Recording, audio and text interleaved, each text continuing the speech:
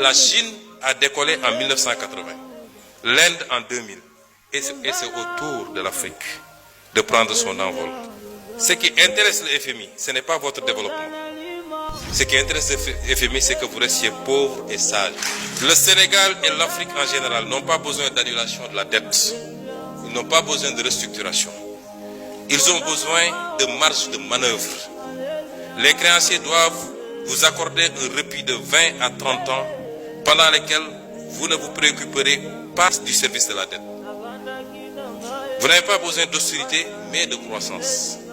Je crois que les 30 prochaines années seront pour l'Afrique une période de croissance économique extrêmement dynamique. La Chine a décollé en 1980, l'Inde en 2000, et c'est au tour de l'Afrique de prendre son envol. Il vous faut viser une croissance annuelle endogène d'au moins 10%, avec un effort particulier dans les domaines de l'infrastructure et de l'éducation. Un groupe de leaders africains partageant la même volonté politique peuvent lancer le mouvement vers la croissance, et les autres suivront.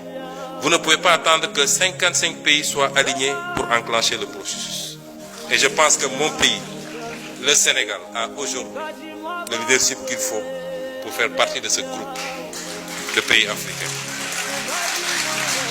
Je voulais dire aux Sénégalais que notre bataille a été d'abord une bataille pour la bonne gouvernance. Notre bataille a été une bataille pour la souveraineté. Ces résistances ne nous posent pas problème. Et je voudrais dire que nous ne démissionnerons jamais de ce travail. Je ne parle pas de démission du poste de Premier ministre.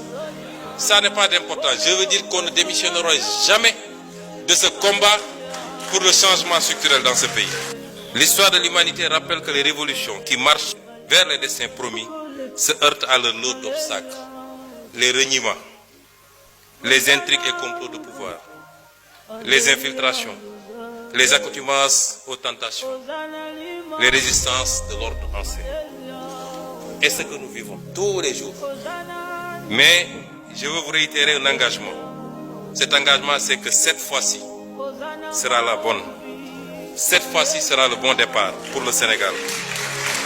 Avec votre concours à tous, le réveil et l'alignement aux exigences nouvelles de toutes les forces combattantes qui nous ont fait triompher. Chers compatriotes, je n'ai jamais aimé les flagorneries et autres cultes de personnes. J'ai toujours ignoré les expressions telles que Sonko est le gardien de la révolution. Mais après 2 ans de combat acharné dans ce capharnaüm du système, j'accepte avec humilité